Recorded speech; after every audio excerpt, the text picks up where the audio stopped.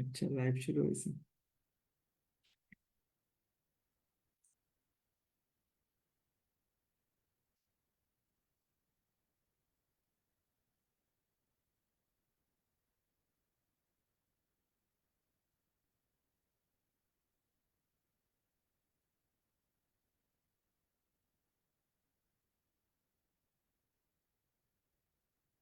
আচ্ছা, ঠিক আছে। আমরা পড়তেছিলাম, আমরা আবারও ক্লাসে চলে যাই।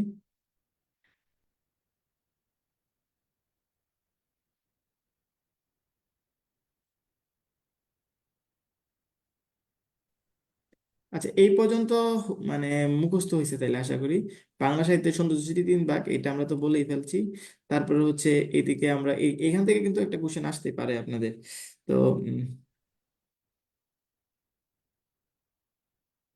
তো এইটা আমরা পড়ে ফেললাম, এই পেজটাও পড়ে ফেললাম। এখন আমরা কি পড়বো? দেন রচনাকাল, তাহলে রচনাকালটা আসলে কি শহীদুল্লাহর মতে ওই যে 650 আমরা যেটা মেইনলি মনে করি, হ্যাঁ। তাহলে মেইনলি যেটা মনে করি 650 খ্রিস্টাব্দ, হ্যাঁ, 650 খ্রিস্টাব্দ। আর ডক্টর সুনীতি কুমার চট্টোপাধ্যায় অধিকাংশের মধ্যে কি আপনার হচ্ছে কি 950 থেকে 1200 খ্রিস্টাব্দ। তাহলে চর্যাপদের রচনাকালটা কি 650 খ্রিস্টাব্দ থেকে রচনা শুরু হয়েছে এবং 1200 সাল পর্যন্ত লিখছে। চর্যাপদের কিন্তু বিভিন্ন খণ্ড আছে, এই খণ্ডগুলো আসলে একদিনে রচনা করা হয়নি, বিভিন্ন সময় রচনা করছে। তো যাই হোক, এটা আমরা জানলাম। তার ডক্টর সুনীতি কুমার চট্টোপাধ্যায় অধিকাংশের মধ্যে কি 950 থেকে 1200 খ্রিস্টাব্দ। তাহলে মুখস্থ হয়েছে ভাই এই পর্যন্ত? যারা এই পর্যন্ত ক্লাস করছেন তারা একটু আচ্ছা, তারা এটা আগেই না দেখেন। তাহলে যে 650, এই 650 আসলে কি বলা হয়? সপ্তম শতাব্দী, সপ্তম শতক। ঠিক আছে, 650 সালটাকে কি বলা হয়? সপ্তম শতাব্দী, হ্যাঁ। আমরা কি একবিংশ শতাব্দী বলি, ঠিক আছে। 2000 সালটা কি বলা হয়? একবিংশ শতাব্দী, তাই না? তাহলে কি 650টা কি বলা হয়? সপ্তম শতাব্দী। ঠিক আছে, সপ্তম থেকে দ্বাদশ শতাব্দীর মধ্যবর্তী সময়ে কি হয়েছে? চর্যাপদগুলো রচিত হয়েছে, তাই না? তাহলে কি আমরা যত সাল হবে 650 থেকে যদি বলি 650, তাহলে সালটা তাহলে কি শতাব্দী বললে কত বলবো আমরা ভাইয়া? বলেন তো। আশা করি সবার ক্লিয়ার হয়েছে। যদি আমরা 650 সাল বলি, 610 সাল বলি, তাহলে আমরা কি বলবো? সপ্তম শতাব্দী। আবার 560 যদি বলি, ঠিক আছে, তাহলে কি ষষ্ঠ শতাব্দী। আশা করি ক্লিয়ার আপনাদের, হ্যাঁ। তো যাই হোক, তারপর দিন চর্যাপদ কি সহজিয়া বৌদ্ধ ধর্মাবলম্বীদের সাধন সঙ্গীত। ঠিক আছে, চর্যাপদরা কি আসলে আচ্ছা, বাংলায় পাল রাজা ছিলেন বৌদ্ধ ধর্মাবলম্বী। পাল রাজাদের ছিল আসলে কি, বাংলাদেশে তো পাল রাজাদের শাসন ছিল, 400 বছর পাল রাজারা শাসন করছে। তাহলে তাদের আমলে চর্যাপদ গুলো বিকাশ ঘটেছিল এবং চর্যাপদের সহজিয়া বৌদ্ধ ধর্মাবলম্বীদের সাধন সঙ্গীত। ঠিক আছে, মানে কি এইগুলো হচ্ছে বৌদ্ধ ধর্মাবলম্বী যারা ছিল তাদের এটা সাধন সঙ্গীত বলা হয়, হ্যাঁ। তারপর হচ্ছে এইটুকুই আমরা জানবো। তারপরে দেখেন এই যে সাধন সঙ্গীত, তাহলে এই এই গ্রন্থটা যেহেতু বাংলাদেশের মানুষের ছিল, বাংলাদেশে যারা বৌদ্ধ ধর্মাবলম্বী ছিল তাদের সাধন সঙ্গীত ছিল এটা। ঠিক আছে, তাহলে এই গ্রন্থটা নেপালে গেল কেমনে? নেপালে যাওয়ার কারণ হলো কি, ওই যে পাল রাজাদের পরে কিন্তু সেন বংশ আসে। সেন বংশ হিন্দু ধর্ম ব্রাহ্মণ, বুঝছেন? সেনরা ছিল হিন্দু ধর্মাবলম্বী। তারপরে কি এক কথা যদি বলি শর্টকাটে, তাহলে এই সেন বৌদ্ধ সিদ্ধাচার্যদের, এই বৌদ্ধ ধর্মাবলম্বীদের কিন্তু বিতাড়িত করায় নেপালে আশ্রয় গ্রহণ করে। সেনরা কি করে তাদেরকে, মানে এই দেশ থেকে বিতাড়িত করে। বিতাড়িত করলে তারা কি নেপালে চলে যায়, এই নেপালে চলে গেলে আদি নিদর্শন বাংলাদেশের বাইরে চলে গেছে। এটা সিম্পল পড়া শেষ। এটা আমাদের আর মুখস্থ করার দরকার নেই, এটা একটা কাহিনী। আমরা জানলাম যে বাংলাদেশের এই যে চর্যাপদরা কিভাবে গেল নেপালে। তো নেপালে গেল কারণ কি, পালরা যখন পালদের জন্য পালদের পরবর্তীতে যখন ওই যে সেন বংশ শাসন শুরু করলো, তারা তারা গেল বৌদ্ধদেরকে এই দেশ থেকে বিতাড়িত করলো। ঠিক আছে, তারপর দেন চর্যাপদ কি রে ভাই?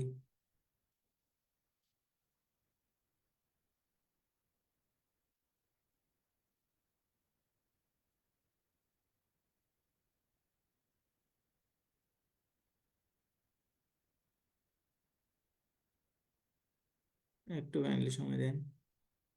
তাহলে এটা কি দেশের বাইরে চলে গেছে, শেষ সাধন সঙ্গীত এটা, যা আছে তাই। আর কোনো কিছু এখানে পড়াবো না।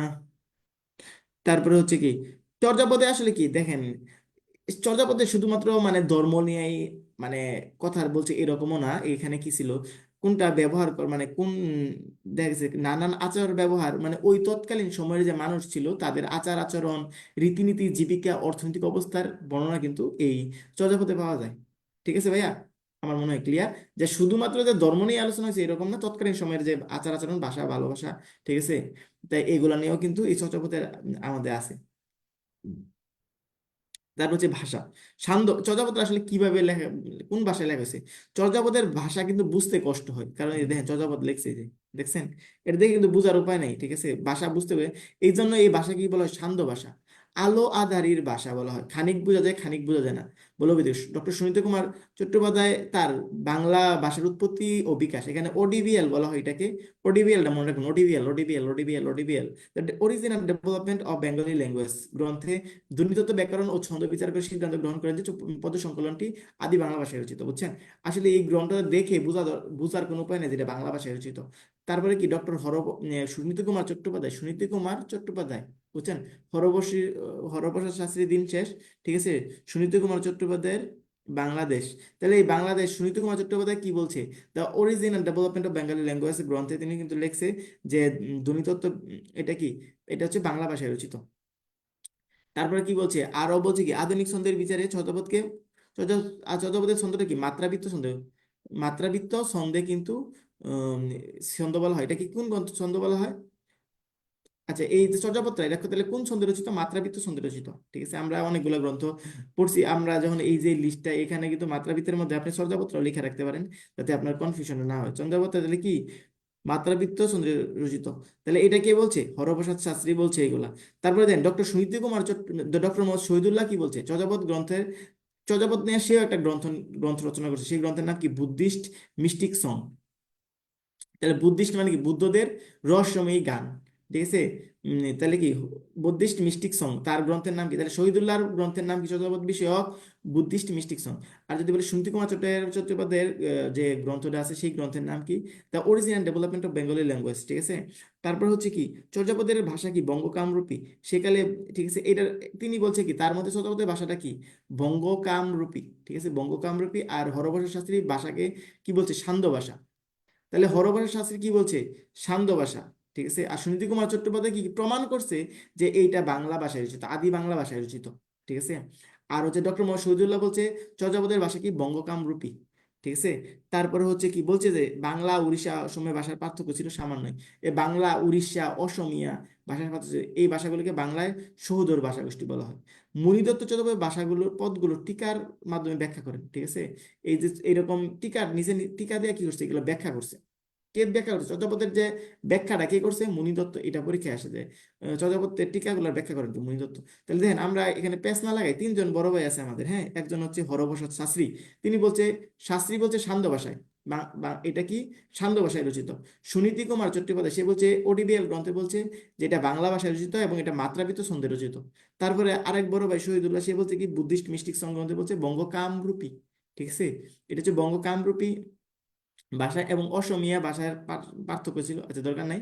এটা হচ্ছে বাংলা ভাষাটা কি বাংলা উড়িষ্যা অসমীয়া, এগুলো সামান্য পার্থক্য ছিল, বেশি পার্থক্য ছিল না। মণিদত্ত চট্টোপাধ্যায়ের পদগুলো টিকা টিকা মাধ্যমে ব্যাখ্যা করে। দেখেন সবার কার কার কতজন আছেন ক্লাসে? 43 জন, কমে গেছে অনেক। আচ্ছা, এই পর্যন্ত যাদের হয়েছে তারা একটু জানলেন,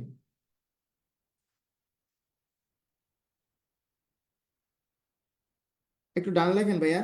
যারা 43 জন ক্লাস করতেছেন দেখি সবাই কি, মানে এই পর্যন্ত যার হয়ে গেছে মোটামুটি 80% মুখস্থ হয়েছে, তারা শুধুমাত্র ডান লেখেন।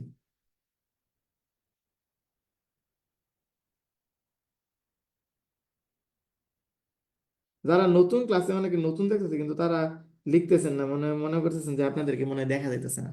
সবার নামই কিন্তু ক্লাসে আমরা দেখতে পাচ্ছি। সবাই কথা বলেন, আজকে ফার্স্ট ক্লাস। সো যারা আমার রেগুলার স্টুডেন্ট আছেন, যারা আগের বেচের স্টুডেন্ট, তারা তো রেসপন্স করতেছি, নতুনটা কোনো কথা বলতেছে না। দেখি নতুন কে কে।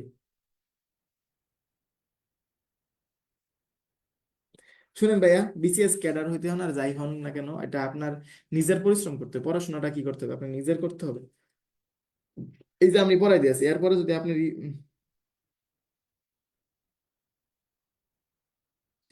ঠিক আছে, আপনি নিজে যদি না পড়েন তাহলে কি হবে? এইগুলা পড়া দিয়া তেমন কোনো কাজ হবে না। আসলে পড়ানোটা অনেক কষ্টের, ঠিক আছে? এইভাবে পড়ানোটা অনেক কষ্টের।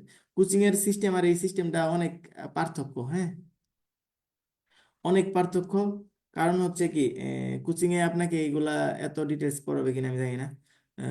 আর হচ্ছে শুনেন, বাংলা সাহিত্য যেই পড়াক না কেন, যত বড় টিচারের কাছে পড়ান না কেন, এইগুলাই পড়াইতে হবে মাস্ট, বুঝছেন না? তো এইগুলাই পড়তে হবে, সুতরাং এগুলো আপনি বই দেখে দেখে নিজে নিজে পড়াটা সহজ করা আর কি, আর কিছু না। ঠিক আছে। তো চর্যাপদের কবি কতজন? শহীদুল্লাহ বলছে 50, সুকুমার বলছে কি 51। ঠিক আছে, সবকিছু মনে করবেন যে দেন, শহীদুল্লাহর মধ্যে চর্যাপদ পদ হইলো 50টি, সুকুমার সেনের মধ্যে 51টি। শহীদুল্লাহর মধ্যে চর্যা পদকর্তা, পদকর্তা হচ্ছে দেন সুকুমার সেনের নাম কিন্তু নতুন করে পাইলাম আমরা, আগে কার কার নাম পড়ছি, হরপ্রসাদ শাস্ত্রীর নাম পাইছিলাম, তারপরে সুনীতি কুমার চট্টোপাধ্যায়ের নাম পাইছিলাম, তারপরে হচ্ছে শহীদুল্লাহর নাম পাইছিলাম। এই তিনজনের নাম কিন্তু ওইখানে পড়লাম। তারা কি করছে, একটু বলছিল যে এটা এইভাবে রচিত হয়েছে, এটা মাত্রাবৃত্ত ছন্দে রচিত, এটা সান্ধ্য ভাষা, এইভাবে তাদের নিজেদের মন্তব্য দিছিল। এবার আমরা কি করতেছি, আরেকজন নতুন আমরা নাম শুনলাম, সেটা সুকুমার সেন। সুকুমার সেন বলছে এই চর্যাপদের পদ সংখ্যা কি 51। এই সুকুমার সবসময় বেশি বলে। ঠিক আছে। দেন এই যে সুকুমার আবার কি বলছে, যে সুকুমার সেনের মধ্যে পদকর্তা মানে যারা পদ লেখছে, এইরকম পদকর্তা হচ্ছে 24 জন, আবার শহীদুল্লাহ একজন কম বলে। ঠিক আছে। শহীদুল্লাহ সবসময় কম বলে, সুকুমার বেশি বলে। ঠিক আছে, শহীদুল্লাহ 50টি বলছে, সুকুমার বলছে 51টি। তারপরে বলছে কয়েক পাতা নষ্ট হয়ে যায়, সর্বমোট 46.5টি পদ, 46.5টি পদ কি পাওয়া গেছে। 23 নং পত্রে খণ্ডিত আকারে উদ্ধার করা হয়েছে, কয় নং, 23 নং পত্রে খণ্ডিত। 24, 25, 48 নং পদগুলো পাওয়া যায়নি। তাহলে 24 দোগুণে 48। ঠিক আছে, এই 51টার পদের মধ্যে কোন কোন পদ পাওয়া যায়নি, 24 দোগুণে 48, মাঝখানে হলো 25। ঠিক আছে, 24, 25, 48। ঠিক আছে। আর এদিক দিয়ে 23 নম্বর পদ দেন দেন, 23, 24, 25, 48 একসাথে মানে ঝামেলা হয়েছে। 23-এর অর্ধেক নিয়ে গেছে, তারপর 24 পুরোটা গেছে, 25 পুরোটা গেছে, 48 আবার পুরোটা গেছে, হারাই গেছে। তাহলে কয়টা পদ পাওয়া যায়নি? তাহলে আমাদের মুখস্থ হয়ে গেল কিনা, ডক্টর শহীদুল্লাহর মতে হচ্ছে পদ সংখ্যাটি 50টি, সুকুমার সেনের মতে 51টি, কয়েক পাতা নষ্ট হয়ে যায়, সর্বমোট কয়টি পদ পাওয়া গেছে, 23টা প্রতি খণ্ডিত আকারে পাওয়া গেছে। তারপর হচ্ছে চর্যার পদকর্তা কি, ডক্টর মোহাম্মদ শহীদুল্লাহর মতে 23 জন, সুকুমার সেনের মতে 24 জন। আচ্ছা, তারপরে ডক্টর মোহাম্মদ শহীদুল্লাহর মতে কি সবরপা, ডক্টর হরপ্রসাদ শাস্ত্রীর মতে লুইপা। ও সরি, আমি তো বললাম না। পদকর্তা কি 23 জন, বুঝছেন? তাহলে কবি কয়জন, পদকর্তা 23 জন, আর 24 জন। দেখেন এটার সাথে একটা মিল আছে, এই যে 23, 24, এখানে আবার কি চলে আসছে কি, পদকর্তা আবার 23, 24। ঠিক আছে, 50, 51, আবার এখানে 23, 24, এখানেও আবার 23, 24। ঠিক আছে, তাহলে কবি কতজন বললাম আমরা, 23, 24 জন। শহীদুল্লাহর মধ্যে 23, সুকুমার সেনের মধ্যে 24। মনে থাকবো কিনা দেখেন, মুখস্থ করেন। তারপর চর্যার পদকর্তা হলেন দেন লুইপা, সবরপা, কুকুরিপা, বিরুন্ডিপা, যা মন চাই কতটুকু গালিগালাজ আছে এখানে পড়ে নেবেন, হ্যাঁ। তারপর চর্যাপদ তথা বাংলা সাহিত্যের আদি কবি কে, ডক্টর মোহাম্মদ শহীদুল্লাহর মধ্যে সবরপা, হরপ্রসাদ শাস্ত্রীর মধ্যে কি লুইপা। আচ্ছা ভাই, একটা জিনিস আপনাদেরকে বলে রাখি, অনেকে হয়তো ক্লাসে নতুন আছেন, এটা হচ্ছে এইসব বাংলা সাহিত্য টাইত্য এগুলা ভাই আমি কিছু বুঝি না। ঠিক আছে, বাংলা সাহিত্য নিয়ে আমার কোনো মানে ধারণা নাই, নলেজ নেই। অনেক কিছু ব্যাখ্যা বিশ্লেষণ এগুলো দেওয়া আমার পক্ষে সম্ভব না। অনেক অনেক টিচার আছে, তারা হয়তো বা বাংলা পড়ায়, তাদের একটা নলেজ আছে আলাদা, বাট আমার কোনো নলেজ নাই। কারণ আমি এগুলার টিচারও না। বাংলা সাহিত্য আমরা বিসিএস এর জন্য আপনারা যখন পড়তেছেন আমিও পড়ছি। ঠিক আছে, পড়ার পরে আবার আমি ভুলে গেছি। ঠিক আছে, ভুলে যাই, আবার একটু পরেই আবার মনে হয় আর কি, এই সিস্টেম। ঠিক আছে, যে পড়াইতেছে দেখে যে আমার সবকিছু মুখস্থ আছে এইরকম না। আর আমি এই বইয়ের বাইরে অগ্রদূত, উম, আমি একটু একটু পড়ছি আর কি, অগ্রদূতটা আমি একটু পড়ছি, আর কোশ্চেন সলভ করতাম বিভিন্ন জায়গা থেকে, যেটাই পাইতাম না কেন কোশ্চেন সলভ করতাম। তো এইটুকুই আমার নলেজ। সো আর আমার মনেও হয় না যে এইগুলো এত নলেজ। দেখেন ভাই, এই বাংলা সাহিত্য পড়ে আমি কি কোনো চাকরি পাবো? আমি কি বাংলা সাহিত্য, আমি যদি বলি যে ভাই শতাব্দীর সংখ্যা 50টি, এটা আমি জানি, এটা দিয়ে আমার মানে কি হবে আমার, আমি আই ডোন্ট নো দ্যাট। এসবে আর আমি মানে আমার কাছে আমার মনে হয় না যে আসলে পড়াশোনার চাকরির যে সিস্টেম, এটা আমি আসলে 100% আসলে আমি কি করবো এখন, যাক, এসব নিয়ে বলা ঠিক না। ঠিক কিনা জানি না, আপনার আবার ডিসকারেজ হয়ে যেতে পারেন। আমার বন্ধু জাহিদ আছে নাকি আমি জানি না, থাকলে সে আরো সে মানে সবসময় বলে এই ভাই এটা পড়ে আমি কি করবো, এটা পড়ে আমার মুখস্থ করে কোনো কাজ আছে? তো যাই হোক ভাই, এগুলো জাস্ট মুখস্থ করার জন্য মুখস্থ করেন, বই দেখে মুখস্থ করেন, পরীক্ষা দিয়ে ভুলে যান, এটাই হলো স্বাভাবিক। এগুলো দিয়ে আসলে আমাদের খুব বেশি এখন আমি চাকরি যেগুলো করতেছি, বা আমার বন্ধু আমরা 41 বিসিএস আমার যারা ক্যাডার হয়েছে, এইটা কেউ প্রয়োগ করে মানে দেশের উন্নয়ন কেউ করতে পারতেছে কিনা আমি জানি না। তো যাই হোক, এইটাই হচ্ছে কথাবার্তা। এখন এই পর্যন্ত বললাম, দেখেন তাহলে কি, শহীদুল্লাহর মতে ছোটপদের আদি কবি মানে একদম প্রথম দিকের কবি, আদি কবি কে যদি বলেন, তাহলে সেটা হবে কি, সবরপা। আদি কবি কে ভাইয়া? সবরপা। চর্যাপদের আদি কবি কে? সবরপা। তারপরে বলা চর্যাপদের, চর্যাপদ হরপ্রসাদ শাস্ত্রীর মধ্যে কি সবরপা? দেন সে একটু ইয়া করছে, মানে কি বলে এটা, বায়াস্ট। ঠিক আছে, শহীদুল্লাহ বায়াস্ট ছিল। সে তার নামের প্রথম মুখের সাথে মিলাইয়া সে বলছে কি সবরপা। সে সবরপাকে পছন্দ করছে বেশি। আবার হরপ্রসাদ শাস্ত্রী বলছে লুইপা। ঠিক আছে, লুইপা একটা সিঙ্গার আছে, দেখছেন লুইপার গান শুনছেন কে? একটু ইয়েস লেখেন তো। লুইপার গান কেউ শুনছেন অনলাইনে? শুনলে ইয়েস লেখেন। ওরে বাবা, সব স্টুডেন্ট তো যাইতেছে।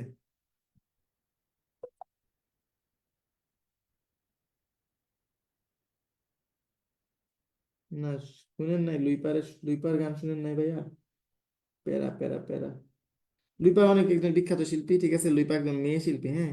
গান যে গাই এটা আজকে জানলাম। আচ্ছা, একটু লুইপা লিখে সার্চ দেন যে হ্যাঁ হয়তো বা হরপ্রসাদ শাস্ত্রী লুইপাকে পছন্দ করছিল, এই জন্য লুইপাকে সাপোর্ট করছে। আচ্ছা, কানহপা 13টা, সবচেয়ে বেশি কে লেখছে? 13টা। কানহপা 13টা। বুসুকুপা কয়টা লিখছে? 8টা। সবরপা 4টা। কুক্কুরিপা হচ্ছে মহিলা কবি, একটু লেখা রাখতে হবে, কুক্কুরিপা কি মহিলা কবি। আর হচ্ছে কি, লুইপা 2টা ও শান্তিপা 2টা। অবশিষ্টের পর থেকে একটি করে পদ রচনা করে। লারি ডুম্বিপার কোনো পদ পাওয়া যায়নি, ঠিক আছে। তা লারি ডুম্বিপা, তার কোনো পদ পাওয়া যায় নাই, কোনো পদ দেয় নাই, হয়তো বা দুই একটা কাব্য টাব্য গ্রন্থ রচনা করছে। চতুর্পদ মোট প্রবাদ আছে কয়টা? 6টা প্রবাদ আছে। তাহলে চতুর্পদের কয়টা প্রবাদ আছে? যদি পরীক্ষা হঠাৎ করে ফট করে এসে পারে, পারবেন তো সবাই নাকি? পারবেন আশা করি। তো চর্যাপদের কয়টা পদ আছে? 6টা পদ আছে। তাহলে কোশ্চেন আমরা এখানে কি কি বললাম সবাই মুখস্থ করে নেন। চর্যাপদের আমরা বললাম পদ, পদ কতগুলো আছে? 40টা। চর্যাপদের পদ কতগুলো? 40টা, হ্যাঁ। তারপরে আমরা কি বললাম? তারপরে আমরা বললাম হচ্ছে বললাম কি শহীদুল্লাহর মতে কি 50টা, সুকুমারের 51টা, পদকর্তা কি হইল গিয়া 23 জন, 24 জন, এগুলো বললাম। তারপরে হরপ্রসাদ শাস্ত্রীর মধ্যে কি আদিকবি লুইপা সবরপা, এটা নামগুলো একটু পড়ে রাখেন যে হ্যাঁ। তারপরে কি কানহপা কয়টা পদ লেখছে? সবচেয়ে বেশি 13টি, ঠিক আছে। বুসুপা 8টি, এটি মুখস্থ রাখতে হবে। তারপরে এই নামগুলো মুখস্থ রাখেন। অবশ্যই পড়তে একটি করে পদ। লারি ডুম্বিপার কোনো পদ পাওয়া যায় নাই, 6টা প্রবাদ আছে, শেষ। তারপরে দেখেন কানহপা কি লিখছে? আলী এ কালি এ বাটরুম দেলা তাদেরকে কানহ বিমলা বইলা, ঠিক আছে। আলী এ কালি এ বাটরুম দেলা তাদেরকে কানহ, মানে এই যে দেখেন তার নামটা লিখছে, দেখছেন? ওই যে এটা দেখে কানহ বিমলা বইলা, মানে বিমলা হয়ে গেছে, বা হয়তো বা আমি অত বেশি হয়তো বা আপনাকে ডিটেলস বলতে পারবো না। হয়তো বা আমার কাছে যেটা মনে হয়েছে যে কোনো কিছু কাহিনী দেখে সে একটু আনমনা হয়ে গেছে বা একটু চমকে গেছে, কানহ কি আশ্চর্য হয়ে গেছে, এই টাইপের কোনো কিছু হইতে পারে। যাই হোক, এইসব ব্যাখ্যা আপনারা নিজের মতো করে একটু পড়ে নিতে পারেন বা রেখে নিতে পারেন, আমি দরকার নেই। আচ্ছা, বুসুকুপা। দেন বুসুকার বাঙালির সে নিজেকে বাঙালি বলে পরিচয় দিয়েছেন, তাহলে কে বাঙালি বলে পরিচয়? বুসুকুপা, মনে থাকবে। বাঙালির বুসুকুর এই জন্য কি বুসুকুপা নিজেকে বাঙালি বলে পরিচয় দিয়েছেন। আপনা মাংসে হরিণা বৈরি, দেন বতে বৈরি, বতে বসুকা, বতে বাঙালি, এই তিনটাই ব দিয়ে রিলেটেড। তাহলে কি আমরা এটা মনে রাখতে পারবো, ঠিক আছে। তাহলে বুসুকা নিজেকে বাঙালি বলে পরিচয় দিয়েছেন, হ্যাঁ। তারপরে দেন এটা সবর সরহ পান, এটা কোশ্চেন আসে না। কুকুরিপা, রুখের তেত্তুরি, দেন তেঁতুলি, তেন্তুলি কুমিরে খায়, গাছের তেঁতুল কুমিরে খায়, ঠিক আছে। কুকুরিপা, কুকুরি আর কুমির, ঠিক আছে, দেখেন একটা মিল আছে, কুকুরি পা কুমির নিয়ে লেখছে, হ্যাঁ। তাহলে গাছ গাছের তেঁতুল কুমিরে খায়, এটা কাল্পনিক কথাবার্তা, এটা আপনি মনে রাখতে পারেন। দেন চঞ্চল চেয়ে পৈঠাকাল, চঞ্চল চেয়ে পৈঠাকাল মানে দেখেন এটা কি কালের ল, লাস্টের ল লুইপার ল। তাহলে আমরা মনে রাখবো চঞ্চল চেয়ে পৈঠাকাল কালের ল লুইপার ল, এই জন্য চঞ্চল চেয়ে পৈঠাকালটা কার? যদি আসে চঞ্চল চেয়ে পৈঠাকাল, এটা কে লেখছে? এই উক্তিটা কার? লুইপা, ঠিক আছে, শেষ। সবরপা উষ্ণা উষ্ণা পর্বত হি সবই সরবি বালি, এটা একটু মনে রেখে দেয়। উষ্ণা উষ্ণা শুনেন, এটা এত কিছু মনে রাখা নেই। উষ্ণা উষ্ণা এটা দিয়ে সবরপা লিখছে, এই এই একটা ওয়ার্ডই মনে রাখবেন, শুধু এইটুকু, শুধু এইটুকুই মনে রাখবেন, আর কিছু দরকার নেই, এই দুইটুকু দিয়ে মনে হয়ে যাবে। তাহলে পরে হচ্ছে কি আমরা যদি দেখি ক্লিয়ার অল ড্রয়িং, তারপরে হচ্ছে এটাতে যাই যদি আমরা, তারপর দেখেন ভাদে পা দরকার নাই, ডেন্ডুন পার, এটা ইম্পর্টেন্ট, ঠিক আছে। তালত, তালত মোর গড় নাহি পর বেশি, হারিত বাত নাহি নিতিয়া বেশি, ঠিক আছে। লোক সৈন্য গ্রামে, বুঝছেন, প্রতিবেশী নাই আমার, প্রতিবেশী নাই, কেউ কেউ নাই আমার, হারিতে বাত নাই, বুঝছেন, প্রতিদিন প্রেমিকারা আসে ভিড় করে, ঠিক আছে। দারিদ্র ক্লিষ্ট জীবনের চিত্র ফুটে উঠেছে, বুঝছেন। দারিদ্র ক্লিষ্ট জীবনের চিত্র, বুঝছেন, হাড়িতে ভাত নাই কিন্তু প্রেমিকারা প্রতিদিন এসে ভিড় করে, বুঝছেন। আশ্চর্য লাগলো, প্রেমিকারা কি আসলে আসা সম্ভব? আজকালের দিনে কি আসবো? হ্যাঁ, হাড়ির যদি ভাত না থাকে।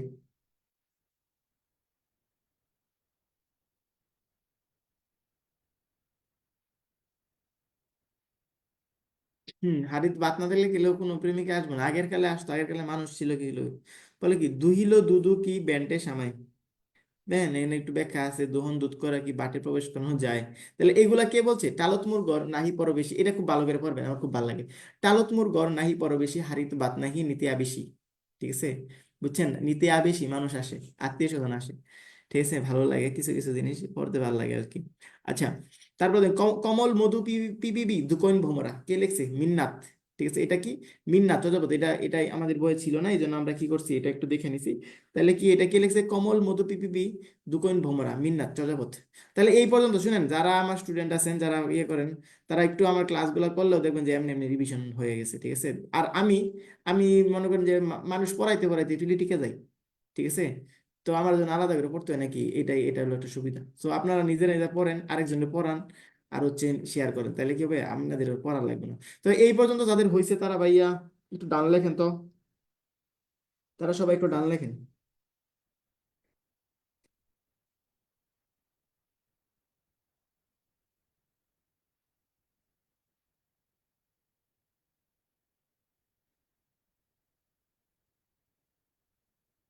কি খুব কষ্ট লাগতেছে, পড়তে খুব কষ্ট লাগতেছে কিনা দেখেন। আপনি যদি কোনো কোচিং এ যাইতেন, একটু কোচিং নিয়ে সমালোচনা করে নেই, নাইলে আবার জমেন।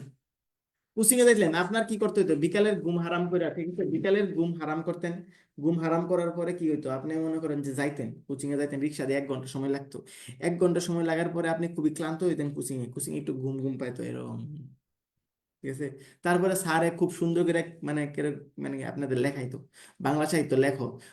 কি লিখতো, 1907 সালে হরপ্রসাদ শাস্ত্রী নেপালের রাজদরবার থেকে এটা আবিষ্কার করছে। তার সাথে সাথে আরো 2টা গ্রন্থ ডাকর্ণব ও দোহাকুশ আবিষ্কার করছে, ঠিক আছে। তারপর হচ্ছে ডাকর্ণব কি অপভ্রংশ ভাষায় রচিত। তারপর কি বলছে, এটা হচ্ছে বৌদ্ধ ধর্মাবলম্বীদের সাধন সঙ্গীত। তারপর হচ্ছে চর্যাপদের নিয়া। তারপরে কি বলছে যে এটা হরপ্রসাদ শাস্ত্রী বলছে, এইরকম ভাবে আপনি লেখাইতে লেখাইতে হাত আপনার মনে করেন সোজা করতে মনে করেন অবস্থা খারাপ হয়ে যেত। তো তারপরে কি হইতো, আপনি এই খাতাগুলো নিয়ে কিন্তু ফালাই দিতেন, আর এগুলো পড়তেন টড়তেন না, কোনো কাজই লাগতো না। আবার আপনি বই নিয়ে বসতেন, বইয়ের মধ্যে হিউজ পড়া দেখে আপনার মাথা টাথা সব গরম হয়ে যেত। পরে কি হইতো, মনে হতো বিসিএস খুব সম্ভব, মানে খুবই কঠিন, এটা অসম্ভব, আমার দ্বারা সম্ভব না, ঠিক আছে। এটা আসলে অনেকের ক্ষেত্রে হয়, আমাদের ক্ষেত্রে হয়তো অনেক কঠিন লাগতো, পড়াশোনা মনে রাখতে পারতাম না।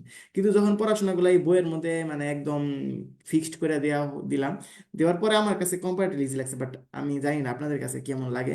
তবে এইভাবে প্র্যাকটিস করে দেখতে পারেন, যারা আমাদের পেড বেঁচে আছেন বা যারা ফ্রি আছেন, ফ্রি পড়তেছেন, তারাও পড়াশোনার ক্ষেত্রে অবশ্যই ইম্পর্টেন্ট জিনিসগুলো সুন্দর মতো দাগায় দাগায় পড়বেন। তাহলে কি হবে, মাথার মধ্যে লোডটা কম লাগবে। পরীক্ষার আগে যখন টিভির আগে সব বই রিভিশন দিতে হবে, সবকিছু দেখতে হবে, তখন আপনার পড়তে সুবিধা হবে। অন্যান্য কোচিং সেন্টারে বুঝছেন, আপনি 17,000 টাকাতে ভর্তি হবেন, 1700 টাকার কাজও হইতো না, কিন্তু একটা কাজ হবে, সে যদি ক্যাডার হয়ে যান, আপনাকে সুন্দর একটা গিফট দিবে, ঠিক আছে। আপনি গিফটের আশায় যাবেন, আর বাকি সবাই মনে করবে যে আসলে কনফিডেন্স থেকে পড়াইয়া, ঠিক আছে, উত্তরণে পড়াইয়া একদম সবাই ক্যাডার বানাইছে, বাস আসলে এরকম কিছুই না।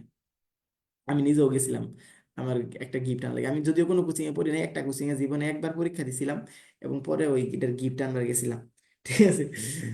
তো যাই হোক, একটু ভাল লাগে আর কি, গেলে আর কি, বুঝছেন না। আচ্ছা, তুর্কি যুগ এখন আছে, শুনুন, আমরা প্রাচীন যুগ পর আসে, বিসিএস এর সকল পরীক্ষায় 1 মার্ক মাস্ট। সুতরাং আপনি যদি বিসিএস এর আমার এমপিথিতে যা পড়াইলাম, সাথে আপনি অগ্রদূত থেকে অগ্রদূতের যে অবজেক্টিভ গুলো আছে, ওই অবজেক্টিভ গুলো একটু ফোকাস করে আপনি যদি মুখস্থ করেন, বাংলাদেশের যে কোনো শিক্ষার্থী যদি আপনার এই প্রাচীন যুগ থেকে কোশ্চেন আসে, তাহলে সেটা কোনো শিক্ষার্থী পারলে আপনি পারবেন। আর যদি মানে যদি আনকমন থাকে, ঠিক আছে, আনকমন আসতেই পারে, এগুলার অনেক তো বুঝে নিয়ে গেলো, চর্যাপত্র সমুদ্র অনেক বিষয় আছে, সেগুলো কমন না পড়তে পারে, সেটার ক্ষেত্রে আপনার চিন্তা করার দরকার নেই, তাহলে একবারে 99% স্টুডেন্ট ওইটা পারবে না, ঠিক আছে। এইভাবে আপনাকে চিন্তা করে পড়তে হবে। আচ্ছা, আজকে যারা একবারে নতুন ক্লাসে জয়েন করছেন, তাদের রিভিউটা যদি একটু দেখি যে ক্লাসগুলার মানে সিস্টেমটা কি, মানে কেমন, ভাল লাগলো নাকি ভাই এর চলে না, একটু দেখি তো। যারা ইয়া করছেন তারা একটু এক কথায় লেখেন, ভালো খারাপ, মানে মোটামুটি এভারেজ, বা সিস্টেমটা ভালো আছে একটু, মানে জাস্ট একটা একটু একটু মানে একটু একটু চ্যাট বক্সে লেখেন। যারা একবারে নতুন ক্লাসে জয়েন করছেন, আমি সবাইকে দেখতে পাচ্ছি, অনেকেই নতুন ক্লাসে জয়েন করছেন, অনেক দেখতেছি নতুন ক্লাসে, একটু একটু সবাই একটু রিভিউ দেন, ভাইয়া কাইন্ডলি দেন, একটু রিভিউ দেন। গুড, একজন লিখছে ববি রয়, গুড। ভাল লাগছে, কার কার কার ভাল লাগছে গুড, না মানে ফিলিংসটা একটু শেয়ার করেন জাস্ট। এবং এইভাবে আসলে কোনো বই পড়ায় না বাংলাদেশে, আমি দেখি না কোনো কোচিং এ একদম আর একটা কোম্পানির অনেকে মানে বই পড়াই দিতেছে যাতে পড়তে সহজ হয়, এরকম ভাবে কোনো কোচিং এ পড়ানো হয় না। বিপ্র ভাল লাগছে ভাই, ভালো লাগছে ভাই, অনেক ভালো, থ্যাংক ইউ সো মাচ। এটা ভালো লাগছে যে অনেক ভালো, বুঝছেন, বাংলায় না বলে আসলে কি ফিলিংসটা কিন্তু পাওয়া যায় না, ঠিক আছে। অনেক ভালো লাগছে, থ্যাংক ইউ সো মাচ। ইয়া ভাইরা যারা আছেন, তাদের কেমন লাগছে, রিমন ভাই? আসলে ভালো লাগে, কিন্তু আসলে পড়াশোনাটা সত্যি কথা বলতে কঠিন, ঠিক আছে। পড়াশোনায় দেখবেন যে সবাই পড়ে না শেষ পর্যন্ত, এত ইজি করে দেওয়ার পর অনেকেই পড়ে না। পড়তে হবে, পড়লে পারবেন। আমি আমার অনেক স্টুডেন্ট আছে যারা 3 2 3 মাস 3 মাস পড়ছে, ক্যাডার হয়েছে 4 মাস আগে, তারা নিজেও চিন্তা করতো না যে আমি পিড়ে টিকবো, কিন্তু পরে টিকছে। আচ্ছা, আমি এইসব নিয়ে কথাবার্তা না করে, সময় নষ্ট না করে আবার একটু মধ্যযুগটা পড়াই, হ্যাঁ। তাহলে মধ্যযুগ, মধ্যযুগ যদি পড়াই তাহলে হচ্ছে আমাদের হচ্ছে তুর্কি যুগ। তুর্কি, শান্তি নাই রে ভাই। হ্যাঁ বন্ধু, আমি এই তো ইয়াতে আছি, বাসাতেই।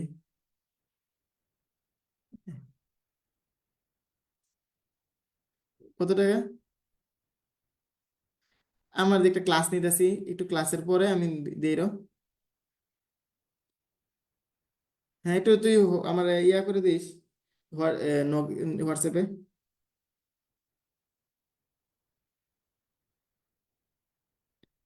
এবার আমি একটু ক্লাস নিচ্ছি এখন, একটা ক্লাসের মধ্যে আমি তাহলে ফোন দিতেছি, হ্যাঁ, ক্লাসে শেষ করে।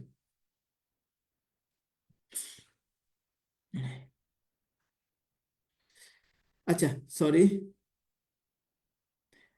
আমি ক্লাসে যাই, একটু ক্লাসে ইয়া হইলে মানে সমস্যা হয়ে যায়। আচ্ছা দেখেন, তারপরে হচ্ছে আমাদের দেখেন 1201 সাল, 1201 সাল পর্যন্ত তো কাহিনী শেষ, বা চর্যাপদ চর্যাপদ নিয়েই সবাই ব্যস্ত ছিল। 1201 সালের পরে কিছু একটা ঝামেলা হয়েছে। সেখানে কি হয়েছে আপনার হচ্ছে, আপনারা জানেন যে যারা হিন্দু শাসক ছিল, লক্ষণ সেন, সেই লক্ষণ সেনকে কিন্তু বাংলাদেশ মানে এই উপমহাদেশ থেকে বিতাড়িত করা হয়েছে। বিতাড়িত করা হয়েছে, করার পরে কি হয়েছে, আপনার এখানে মুসলমানদের শাসন শুরু হয়েছে। তো এই মুসলমানদের শাসন শুরু হইলে এই আগের যে হিন্দু হিন্দু ধর্মাবলম্বী মানে দেখা গেছে ওই জিনিসগুলো নিয়ে একটু মানে চেঞ্জ হয়ে গেছে। দেখেন একটু আমরা যদি দেখি এখানে 1201 সাল থেকে 1350 সাল পর্যন্ত অন্ধকার যুগ, এই সময়ে কোনো গ্রন্থ লেখা হয়নি। তুর্কি শাসকদের সময়কে বাংলা সাহিত্যের অন্ধকার যুগ বলা হয়, তুর্কি যুগকে প্রধানত ভাষা গঠনের যুগ বলে ধরা হয়।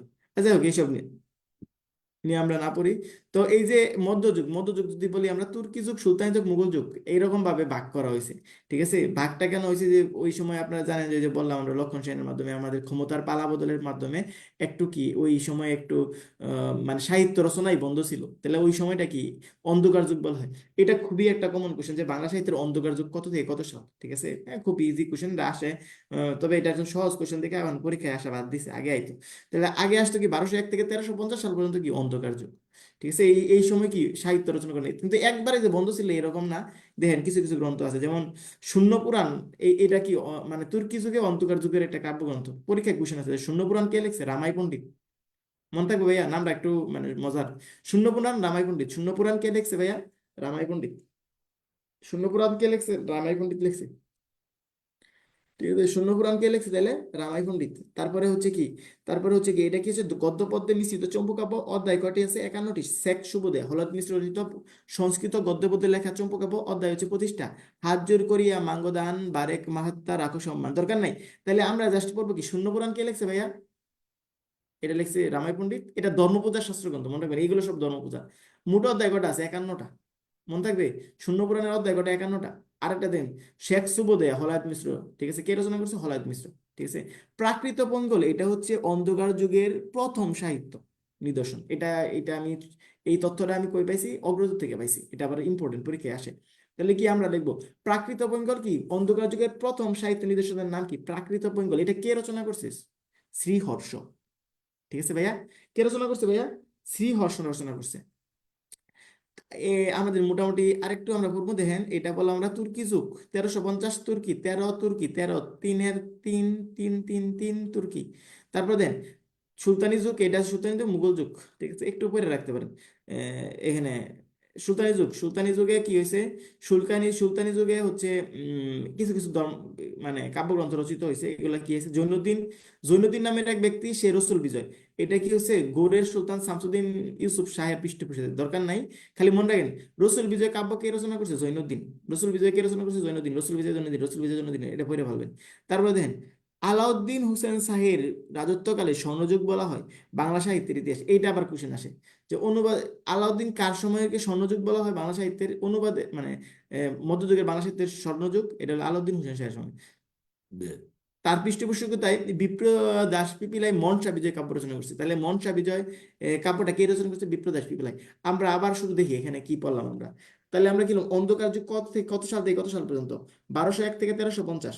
তারপরে আমরা 4-5টা বইয়ের নাম পড়ছি জাস্ট, এই আর কিছুই পড়ি না। কিন্তু এই জায়গা থেকে কি পড়ছি? শূন্য পুরাণ কে রচনা করছে? রামায় পণ্ডিত, ধর্মপূজার পর্যন্ত, অধ্যায় 51টা। শেখ সুবোধে কে রচনা করছে? হলায়ত মিশ্র, অধ্যায় কি? 25টা। তারপর প্রাকৃত বঙ্গাল কে রচনা করছে? শ্রীহর্ষ এবং অন্ধকার যুগের প্রথম সাহিত্য। ঠিক আছে, শেষ। তারপর দেন জৈনুদ্দিন কি রসুল বিজয়? জয় জয় জয় জয় জয় জয় বিজয়, জৈনুদ্দিন বিজয়, জয় জয়। ঠিক আছে। আবার এটার সাথে মিলাই হয় না যে মনসা বিজয় জৈনুদ্দিন স্মৃতি, কারণ এখানে জয় আছে। আচ্ছা, রসুল বিজয় জৈনুদ্দিন, হ্যাঁ। বিপ্রদাস বিজয় মনসা বিজয়। ঠিক আছে, ঠিক আছে, তো মনে থাকে বিপ্রদাস মনসা বিজয়, বিপ্রদাস পিপিলাই মনসা বিজয়, জৈনুদ্দিন রসুল বিজয়। এটা তাহলে রচনা করছে, হ্যাঁ। তাহলে এই গ্রন্থগুলো নিয়ে কোশ্চেন হবে। আবার এটাও একটু মনে রাখতে, হাত জোর করিয়া মাঙ্গদান বারেক মাহাত্মা রাখো সম্মান। তাহলে দেখেন মুখস্থ হয়েছে কিনা সবার। তাহলে আমি কি কি পড়াইলাম? এরকম অনেক কিছু আছে, এত কিছু আমি পড়াই নাই। ঠিক আছে, মনে আছে তো? এই যে আমি প্রাথমিক যুগ, মধ্যযুগ বলতে কোনটা কোনটা বলাইছিলাম, হ্যাঁ, এই পর্যন্তই আমরা পড়াইছি। ওকে, তাহলে আমরা এই পর্যন্ত পড়ে ফেলছি। আমরা পরে চলে যাব কি ভাইয়া, এগুলা কিন্তু আমি পড়াই দিয়েছি, পরে কিন্তু রিভিশন দিবেন। দুমসে রিভিশন দিতে হবে, রিভিশন দিলে দেখবেন আপনারা সবকিছুই আপনার আয়ত্তে আসবে। আর একটা বই যখন আপনি পড়বেন, যদি আপনার কাছে মনে হয় যে না, আমি দুইটা বই অগ্রদূত আর MP3 দুইটা একসাথে মুখস্থ করতে পারতেছি না, আপনি আগে MP3 করেন। ঠিক আছে, দরকার নাই, দরকার নাই। তবে দরকার নাই, আগে আপনি পড়ে নেন, সমস্যা নেই। তারপরে দেখেন, শ্রীকৃষ্ণ কীর্তন আমরা পড়বো। কি পড়বো? শ্রীকৃষ্ণ কীর্তন। শ্রীকৃষ্ণ কীর্তন এটা মধ্যযুগের একটা সাহিত্য। দেন শ্রীকৃষ্ণ কীর্তন মধ্যযুগের বাংলা সাহিত্যের সর্বজন স্বীকৃত খাঁটি বাংলা ভাষায় রচিত প্রথম কাব্য। এটা কি একবারে খাঁটি বাংলা ভাষায়? একবারে খাঁটি বাংলা ভাষায় রচিত। এটা হচ্ছে খাঁটি বাংলা ভাষায়। কারণ চর্যাপদ কিন্তু খাঁটি বাংলা ভাষায় রচিত না, ওইটা কিন্তু অনেক, মানে অনেক কিছু আছে ঝামেলা। আদি বাংলা ভাষায় রচিত বলা হয় এটাকে। তাহলে খাঁটি বাংলা ভাষায় কি সর্বজন স্বীকৃত প্রথম কাব্য। এই শ্রীকৃষ্ণ কীর্তন ভাই, এই কে রচনা করছে? বড়ু চণ্ডীদাস। কে রচনা করছে? বড়ু চণ্ডীদাস। বড়ু চণ্ডীদাস মধ্যযুগের আদি কবি, তিনি মধ্যযুগের যদি বলা হয় আদি কবি। আচ্ছা বলেন তো, শহীদুল্লাহর মতে চর্যাপদের আদি কবি কে? কমেন্টে দেখি তো কার কার মনে আছে। সবাই দেখুন কে ফার্স্টে, সবার আগে রিপ্লাই দেয়।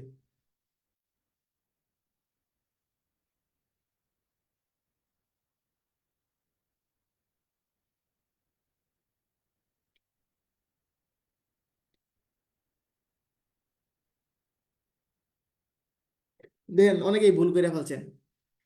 হরপ্রসাদ শাস্ত্রী। ঠিক আছে, হরপ্রসাদ শাস্ত্রী। সে বলছিল লুইপা। আর শহীদুল্লাহ নামের প্রথমে তালেবাস সে পছন্দ করতো সবর পাকে। আমি বলে দিছি কিন্তু। শহীদুল্লাহ কেন সবর পার কথা বলছি? তার নাম তালেবাস দিয়ে। সে বায়াস্ট। সে বায়াস্ট হয়ে বলছে যে আমার নামের সাথে মিল আছে, আমি তাকে আদি কবি বানাবো। ঠিক আছে, হয়তো বা এইরকম কোনো কিছু। তো এটার জন্য কিন্তু সবর পা। তো এবার মনে রাখতে পারেন, হ্যাঁ। তাহলে হচ্ছে এটা বললাম। তারপরে আমরা কি বললাম? শ্রীকৃষ্ণ কীর্তন। তো এইটা আমরা শ্রীকৃষ্ণ কীর্তন বললাম, তাহলে শ্রীকৃষ্ণ কীর্তন কে রচনা? এই শ্রীকৃষ্ণ কীর্তনের রচয়িতা কে? বড়ু চণ্ডীদাস।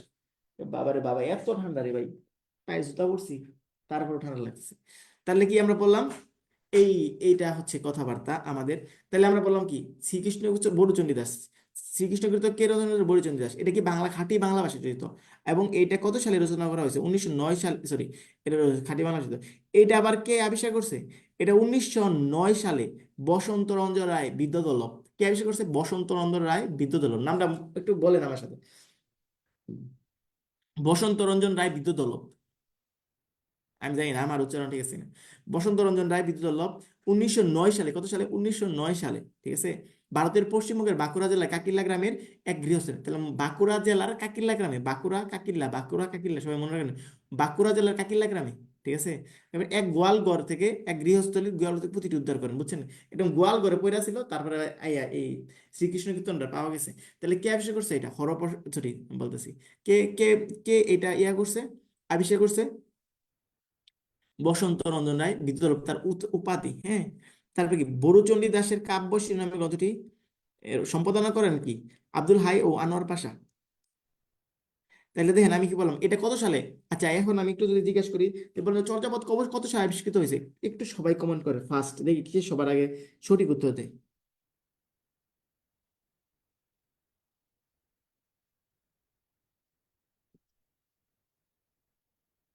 আচ্ছা, যারা আমার গ্রুপগুলোতে আছেন তারা হচ্ছে তাদেরকে অনুরোধ করব, তারা কাইন্ডলি হচ্ছে আমার গ্রুপগুলোতে আপনাদের ফ্রেন্ডদেরকে অ্যাড দিয়ে দিবেন। ঠিক আছে, অ্যাড দিয়ে দিবেন। হচ্ছে তারা যেন ফ্রি ক্লাসগুলো করে। আসলে নতুন বেইছে আমরা চাইতেছি যে অন্তত বাংলা সাহিত্যটা আরো দুই একটা ক্লাস ফ্রিতে দেওয়ার জন্য। ফ্রি ক্লাসগুলো করলে হয়তো অনেকেই উপকৃত হবে, প্লাস হচ্ছে আমাদেরও স্টুডেন্ট বেশি থাকলে পড়াইতে মজা লাগবে। ওকে। অনেকে 1909 বলতেছেন, এক্সট্রিমলি সরি। সবার আগে আনসার দিছে এখানে বিপ্র। বিপ্রর নাম কি? এটা কেমন নাম আমি বুঝতে পারলাম না। বিপ্র, তোমার নামটা তুমি কাইন্ডলি বলবা গ্রুপে, আশা করি। আচ্ছা, তাইলে আমি কি পড়লাম ভাইয়া?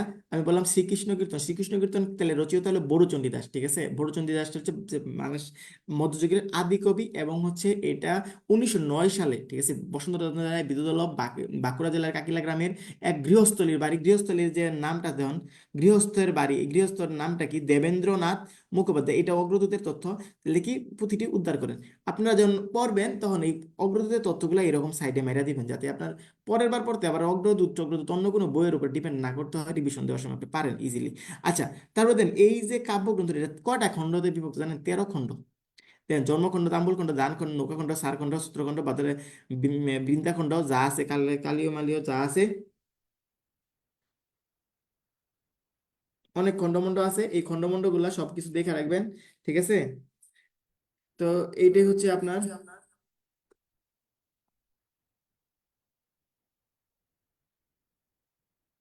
ঠিক আছে, খণ্ডগুলা দেখবেন।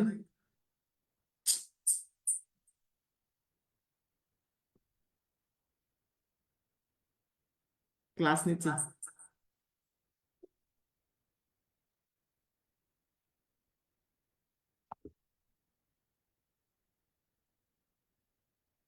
তো এই যখন আমাদের অবস্থা, তো এই খণ্ডগুলো মনে রাখার জন্য আমি একটা ছন্দ বানাইছি। জন্ম দান করার পর কালী বৃন্দাবন তাম্বুল যমুনায় নৌকা ভ্রমণে গিয়ে ছত্রভঙ্গ হয়ে হারিয়ে যায়। ঠিক আছে, বংশী বানু বিরহ হয়ে আছে। দেখেন, জন্মদান করার পর, মানে কি জন্মগ্রহণ করার পর, মনে রাখতে পারেন, জন্মগ্রহণ করার পরে কি হয়েছে? কে কে হারাই গেছে যমুনায় গিয়ে? জানেন, কালী বৃন্দাবন তাম্বুল যমুনায় নৌকা ভ্রমণ করতে গিয়ে ছত্রভঙ্গ হয়ে হারিয়ে গেছে। তাহলে কে কে ভাইয়া? কালী, বৃন্দাবন আর তাম্বুল। জন্ম দান করার পরে কালী, বৃন্দাবন এবং হচ্ছে তাম্বুল, তিনটা নাম। নাম কি? কালী, বৃন্দাবন ও তাম্বুল, এই তিনজন ব্যক্তি যমুনায় নৌকা ভ্রমণ করতে গিয়ে, ঠিক আছে, যমুনায় নৌকা ভ্রমণ করতে গিয়ে হারিয়ে গেছে। ঠিক আছে, নৌকা ভ্রমণ করে যেটা হারিয়ে গেছে, ছত্রভঙ্গ করে হারিয়ে গেছে। ঠিক আছে। বংশীবানও কি আছে? এটা হচ্ছে বংশীবানও তাদের মা কি আছে? বিরহে আছে। দেখেন, জন্ম দান করার পর এটা হচ্ছে জন্মখণ্ড। দান হচ্ছে দানখণ্ড। কালী মানে যেটা নিচে দাগ আছে, কালী মানে কালীখণ্ড, বিধান বিধান, তাম্বুল মানে তাম্বুল খণ্ড, যমুনা মানে কি? যমুনা খণ্ড। ঠিক আছে। ভ্রমণ মানে হচ্ছে ভারখণ্ড। বড় হচ্ছে কি? ছত্রখণ্ড। বিরহ মানে কি? বৃন্দাবন খণ্ড। ঠিক আছে। বংশী মানে বংশীখণ্ড, বিরহ মানে বিরহখণ্ড। ওই যে বানু বা এটা কি? দেন এখানে মিলাই মিলাই পড়বেন সবগুলো, বানখণ্ড যা আছে সবগুলাই আপনার মুখস্থ হয়ে যাবে। 13টা খণ্ডের নাম মুখস্থ করতে পারবেন। যদিও একটু লেস ইম্পর্টেন্ট, বাট আমি একটু দাগায় রাখছি। যখন আপনি পড়বেন সময় দিয়ে, তখন আপনার মুখস্থ হয়ে যাবে। তাহলে এটা ইম্পর্টেন্ট যে আপনি কয়টা খণ্ড আছে? 13টা খণ্ড, এটা আপনাকে জানতে হবে। কয়টা খণ্ড আছে ভাইয়া? 13টা খণ্ড আছে। হ্যাঁ, তাহলে ভাইয়া কয়টা খণ্ড ভাইয়া? বলেন, আমার সাথে সবাই বলেন। 13টা খণ্ড আছে। ক্লাস নিতে নিতে মাত্র কয় ঘন্টা? 1 ঘন্টা 20 মিনিট ক্লাস নিতেছি, সবাই চলে যেতেছে। সো এটা তো ঠিক না। ঠিক না ভাইয়া, ঠিক না এটা। তারপর দেন, তারপরে মানে কি? এটা হচ্ছে কাব্যের প্রধান চরিত্র কি? রাধা কৃষ্ণ বড়াই, প্রেমের দ্যুতি, রাধা কৃষ্ণ বড়াই। তাহলে কি রাধা কৃষ্ণ বড়াই? শুনুন, এটা কি তাহলে বললাম? কাব্যের প্রধান চরিত্র কি? রাধা কৃষ্ণ, এবং বড়াই হচ্ছে কি? প্রেমের দ্যুতি। লৌকিক নাটগীতের প্রাচীনতম নিদর্শন হিসেবে বলা হয়। তাহলে কি পুঁথিটিকে ঝুমুর জাতীয় লৌকিক নাটকের প্রাচীনতম নিদর্শন বলা হয়। আচ্ছা, এটা কি? শ্রীকৃষ্ণ কীর্তনের চরিত্রগুলা কি কি দেখলাম আমরা? প্রধান চরিত্র হচ্ছে রাধা। ঠিক আছে। আর হচ্ছে কৃষ্ণ, রাধা ও কৃষ্ণ, ও বড়াই হচ্ছে কি? প্রেমের দ্যুতি। মনে থাকবে, রাধারা কি ভাইয়া? প্রেমের দ্যুতি। ঠিক আছে। তো এই যখন অবস্থা, তখন আমরা মোটামুটি শ্রীকৃষ্ণ কীর্তন পড়া শেষ। তাহলে শ্রীকৃষ্ণ কীর্তনে কি পড়লাম আমরা? খুবই কঠিন? অবশ্যই খুবই কঠিন না। তাহলে কি বললাম আমরা? প্রথম কাব্য চণ্ডীদাস। চণ্ডীদাসের আদিকবি 1909 সালে বসন্তনন্দ রায় বিদ্যুৎ বা গৃহস্থলীর কি কি আছে, বাঁকুড়া জেলায় কাকিলা গ্রামের গৃহস্থলী গোয়ালঘর থেকে পুঁথিটি উদ্ধার করেন। যাই হোক, এইসব নিয়ে আমরা পড়ানো শেষ। মনে থাকবে কয়টা খন্ড আছে? তেরো তেরো।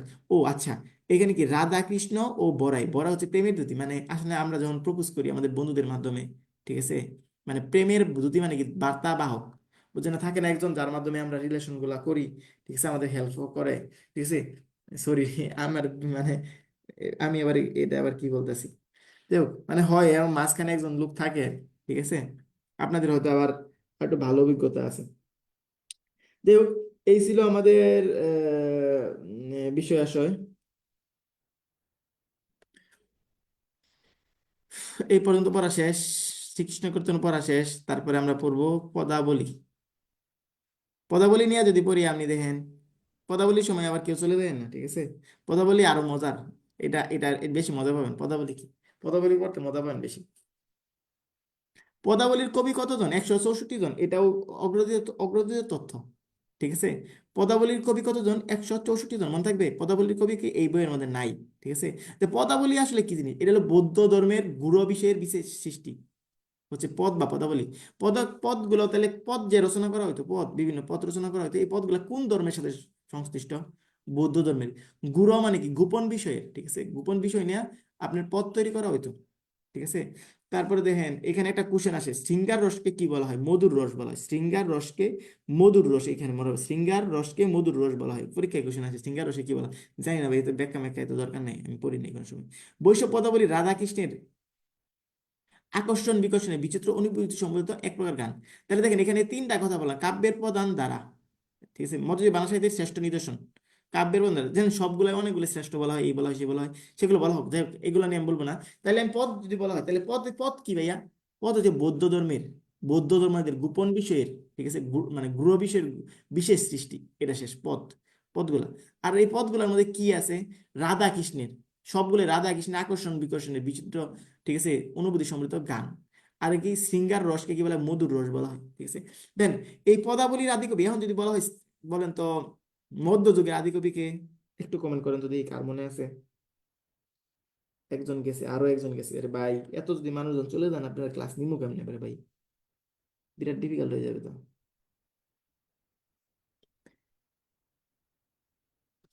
কমেন্ট করেন, কমেন্ট করেন,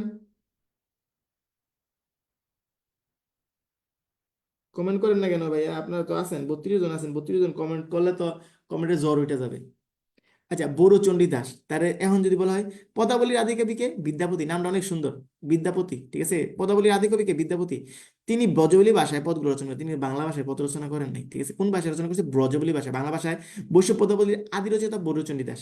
বাংলা ভাষায় বৈশ্ব পদাবলীর আদি রচয়িতা কি? বড়ুচণ্ডী দাস। জ্ঞান দাস, গোবিন্দ দাস, লোচন দাস, বলরাম দাসের, ঠিক আছে, নাম বিশেষ। আধুনিক যুগের কবিদের মধ্যে রবীন্দ্রনাথ ঠাকুরের নাম বিশেষভাবে উল্লেখযোগ্য। আচ্ছা, আধুনিক যুগের কবিদের মধ্যে কে পদাবলী রচনা করতো? খুবই ইম্পর্টেন্ট, খুবই ইম্পর্টেন্ট, বলেন তো কে? সবাই একসাথে।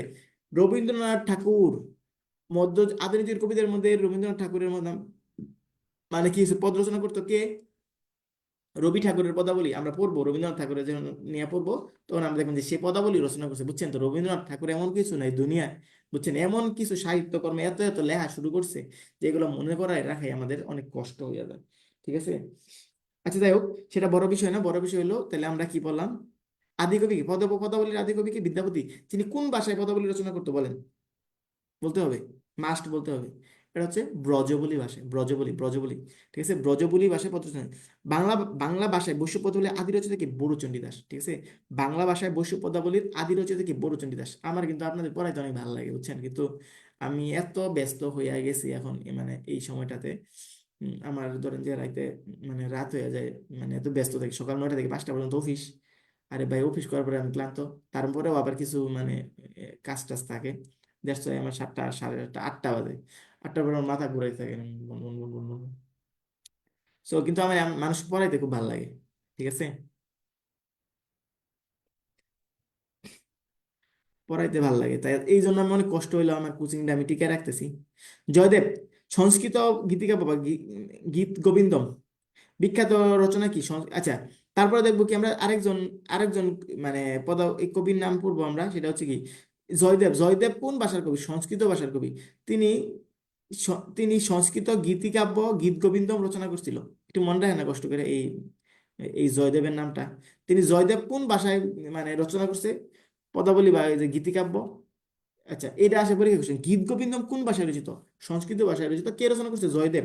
বৈশ্য পদাবলীর প্রথম পদকর্তা, বৈষ্ণব পদাবলীর এটাও কিন্তু আপনার অগ্রজ তথ্য। বৈষ্ণব পদাবলীর প্রথম পদকর্তা কি? জয়দেব। বৈষ্ণব পদাবলীর ওর প্রথম পদকর্তা জয়দেব, এটা মনে রাখবেন। সংস্কৃত গীত গোবিন্দ, বিদ্যাপতি কি? অবাঙালি। বিদ্যাপতি কি কিন্তু, বিদ্যাবলী কি কোন ভাষায় পদ রচনা করছে? আমরা একটু আগে বললাম ব্রজবুলি ভাষায়। এই জন্য কি সে হলো অবাঙালি কবি। একটি বাংলা পংক্তি না লিখেও বাংলা সাহিত্যে তাকে অত্যন্ত মর্যাদাবান কবি বলা হয়, ঠিক আছে? একটি বাংলা পংক্তি, এসে কিন্তু বাংলা পংক্তি লেখা নাই, ঠিক আছে, বাংলা কবিতা লেখা নাই, ঠিক আছে। সে একটা উক্তি লেখছে, সেটা আমরা পড়বো, কিন্তু সে কিন্তু বাংলা সাহিত্যে বাংলা পংক্তি না লিখেও বাংলা সাহিত্যে তাকে অত্যন্ত মর্যাদাবান কবি বলা হয়। কি উক্তিটা লেখছে? এসো কি হামারি দুঃখের নাহি ওর, এ ভরা বাদর মাহবাদর শূন্য মন্দির ওর। ঠিক আছে, তাকে কি মিথিলার কবি বলা হয়, ঠিক আছে। মিথিলার, ব্রজবুলি হলো গিয়ে মিথিলি, মৈথিলি ও বাংলা মিশ্রিত এক মধুর সাহিত্যিক ভাষা, বুঝছেন? মৈথিলি এলাকা বা একটা মিথিলা একটা এলাকা, সেই এলাকার ভাষা হচ্ছে আপনার ব্রজবুলি, মানে কি বলে ব্রজবুলি, ঠিক আছে। ব্রজবুলিটা মূলত কোনো ভাষাই না, বুঝছেন? মনে হয়েছে আপনি একটা কবিতা রচনা করবেন, মনে করেন আমি মনে হইলো যে আমি আমি কবি হব, একজন কবি হব, কবি হইতে ইচ্ছা হইলো আমার, তাহলে আমি কি হলো বাংলা ভাষায় কবিতা লিখবো না, আমি একটু অন্য স্টাইলে লিখবো, বাংলা আর উর্দু, বা বাংলা আর কি বলে ওইটাকে, বাংলা হিন্দি বা একটা মিশ্রণ ভাষা তৈরি করে ওইটা ভাষায় আমি লিখি কবিতা, তাহলে ওইটা হয়ে যাবে একটা মিশ্র ভাষা, নতুন ভাষা। তাহলে ব্রজবলি, এই যে বিদ্যাপতি কি করছে, সে মৈথিলি এবং বাংলার মিশ্রণে এক মধুর সাহিত্যিক ভাষা তৈরি করছে, ঠিক আছে। যাক, বিদ্যাপতি এই ভাষার স্রষ্টা, বুঝছেন? তো বৈশ্য পদাবলী অধিকাংশ রচিত হয়েছে ব্রজবলি ভাষায় একটি মিশ্র ভাষা। আচ্ছা, বিদ্যাপতির অমর উক্তিটা খুবই আসে পরীক্ষা। এ সখী হামারি, এ সখী হামারি দুঃখের নাহি ওর, এ ভরা বাদর মাহবাদর শূন্য মন্দির মোর। আচ্ছা, এটার মানে হচ্ছে এটা কি? এই সখী মানে দুঃখের নাহি ওর, মানে আমার দুঃখের শেষ নেই, বুঝছেন? এই যে বাদর মাস যাইতেছে, তার মধ্যেও মানে আমার মনটা কি, আমার আমার গার্লফ্রেন্ড নাই, এটাই আর কি। যাই হোক, বিদ্যাপতি এই ভাষা স্রষ্টা। বৈশ্য পদাবলীর অধিকাংশ রচিত হয়েছে ব্রজবুলি নামক একটি কৃত্রিম মিশ্র ভাষা, এতে হিন্দি শব্দও আছে। আচ্ছা, যাই হোক, চণ্ডীদাস শুনেন, আমি কিছু কিছু ক্ষেত্রে কিন্তু মানে যখন ব্যাখ্যা দিই, তখন একদম একুরেট ব্যাখ্যা নাও আসতে পারে। এটা নিয়ে মন খারাপ করার কিছু নাই, কারণ সবকিছু একদম একুরেট হয়তো বা, যদি জানার আগ্রহ থাকলে তাহলে আপনি জেনে নেবেন, যারা হলো বাংলা স্পেশালিস্ট। আর আর বাকি আমরা যারা সাধারণ সাধারণ প্রিলির জন্য ঠিক পড়ি, তাদের তাদের কাছে আসলে অত হয়তো বা দরকার পড়বে না। আচ্ছা, তাইলে আমি কি বললাম, ব্রজবুলি কোন ভাষার ভাইয়া? মিথিলীয় বাংলা ভাষার মিশ্রণে। বিদ্যাপতি এই ভাষার স্রষ্টা, ঠিক আছে। বৈশ্য পদাবলী অধিকাংশ রচিত ব্রজবুলি নামক একটি কৃত্রিম ভাষায়। আচ্ছা, দেখি তো একটু, অনেকেই চলে গেছেন।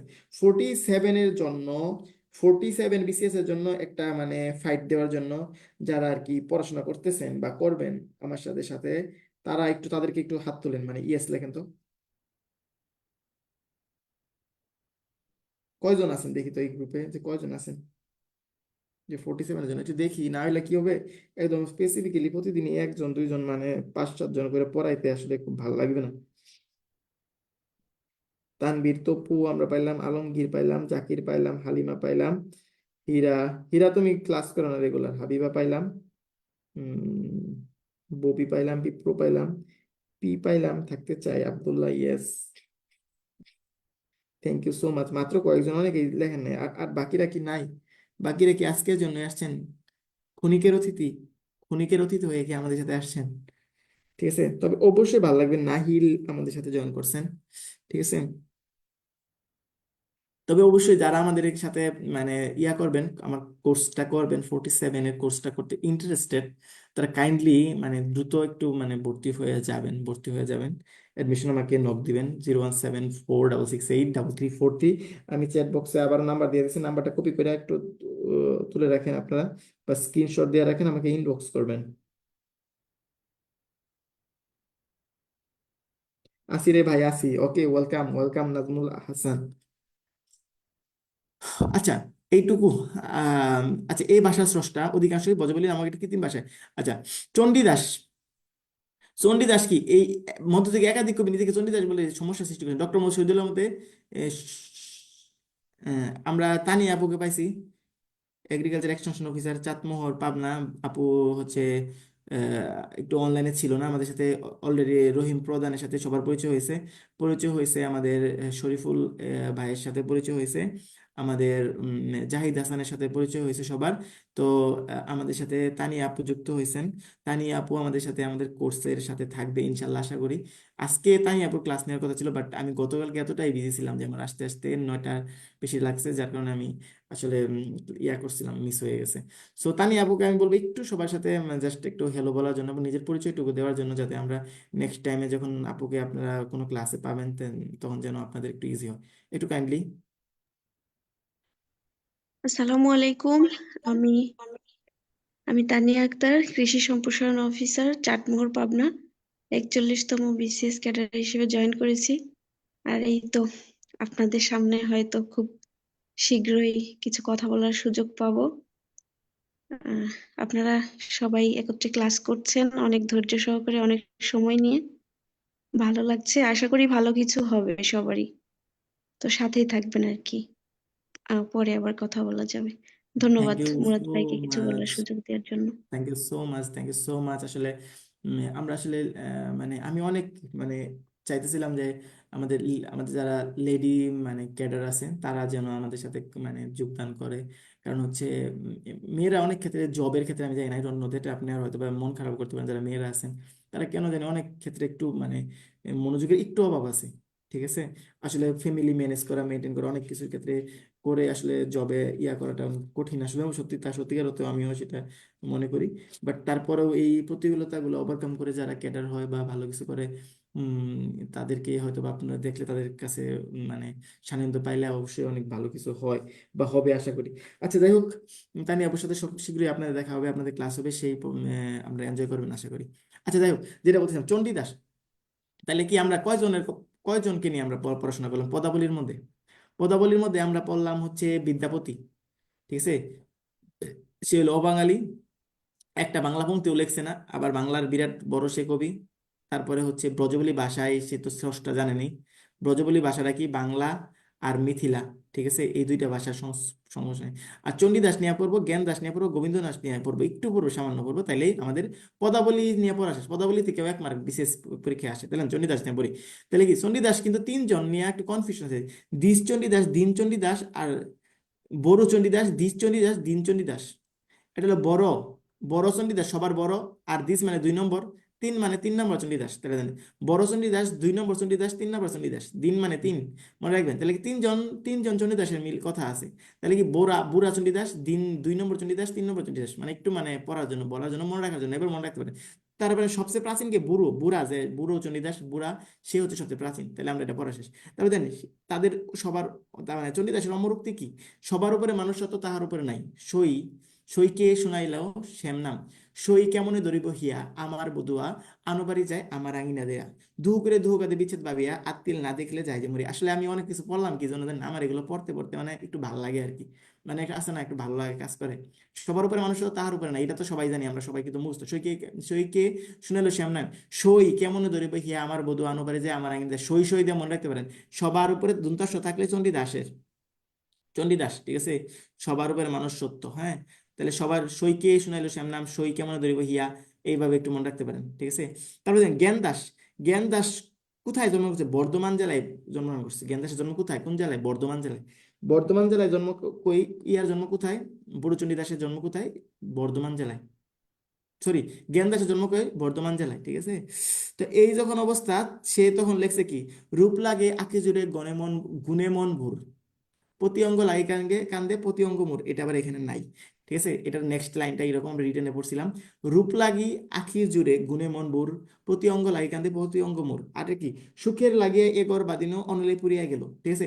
আপনাদের জ্ঞান দাসের উক্তি মনে রাখার জন্য এত কিছু মনে দরকার নেই, মনে রাখবেন রূপ আর সুখ। রূপ সুখ পাইলে কি আমরা ধরে নিব এটা কি? জ্ঞান দাস। আর সই সবার, সবার সই, বুঝছেন? সই মানে কি? বন্ধু।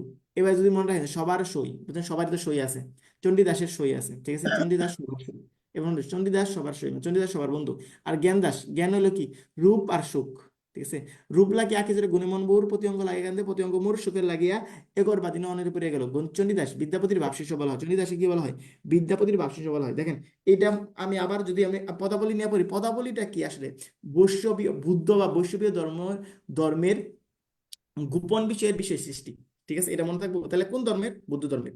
গোপন বিষয় নিয়ে আলোচনা করে শেষ। তারপর 2 নম্বর কথা বললাম, আমরা কি বললাম? এখানে আসলে কি রাধা কৃষ্ণের আকর্ষণ বিকর্ষণ, রাধা কৃষ্ণ আছে না, রাধা কৃষ্ণের আকর্ষণ বিকর্ষণ নিয়ে, ওই যে বুঝেন ধর্মের মধ্যে কি থাকে, ওই যে রাধা কৃষ্ণ থাকে যেগুলা ইয়ার মধ্যে হিন্দু টিন্দু তো ওদের আছে আর কি। পদ্মাবলী আদি, পদ্মাবতীর আদি কবিকে, সরি, পদ্মাবলীর আদি কবিকে বিদ্যাপতি। ঠিক আছে, এটা বিদ্যাপতি কোন ভাষায় পদ রচনা? ব্রজবুলি ভাষায়। আদি রচনা কি? বুড়োচণ্ডী দাস, শেষ আমরা জানি।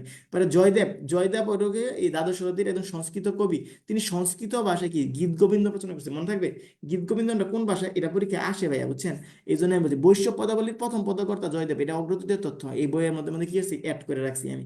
এইরকম ভাবে আপনারাও কি পড়বেন যখন পড়বেন, অগ্রদূত অগ্রদূত বা যে বইটা, অগ্রদূতটা আমি মেনলি বলবো যে একটু পাশে রেখে আপনি একটু লেখা রাখতে পারেন, বা অগ্রদূতটাও আপনি মেইন ফোকাসে রেখে এটাও আপনি ওই তথ্যগুলো মানে যে কোনো একটা বই মেইন পড়েন, আর পাশাপাশি এইগুলো আমি যেগুলো দেখাই দিচ্ছি এগুলো মাস্ট মুখস্থ রাখেন, শেষ। তারপর বিদ্যাপতি যে বললাম কি অবাঙালি গেল, পড়া শেষ, পরে ভাবছি চণ্ডীদাস কি মনে রাখবে? চণ্ডীদাস সবার সই। ঠিক আছে, তিনি কি তিনজন চণ্ডীদাস, দ্বিজ, প্রথম হয়েছে কি বুড়া, দ্বিজ দিন, এইভাবে। জ্ঞান দাস কি রূপসুখ, আর হচ্ছে কি গোবিন্দ দাস বা বিদ্যাপতির ভাবশেষ। এই পর্যন্ত যাদের ডান হলো তারা একটু কাইন্ডলি লেখেন ডান।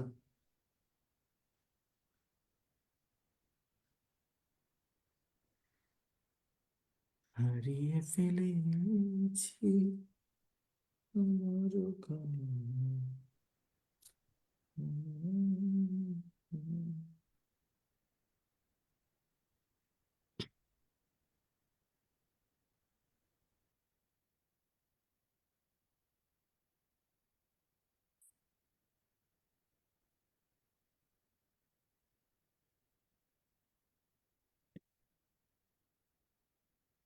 আচ্ছা, ক্লাসটা পেজে লাইভ দেওয়া আছে, বুঝছেন? আমি আসলে প্রথমে মানে তাড়াহুড়ার জন্য ক্লাস শুরু করার একটু তাড়াতাড়ি করতে গিয়া আমি আসলে লাইভ গ্রুপে লাইভ দেইনি, আমাদের সিক্রেট গ্রুপে লাইভ দিয়ে দিছি পেজে।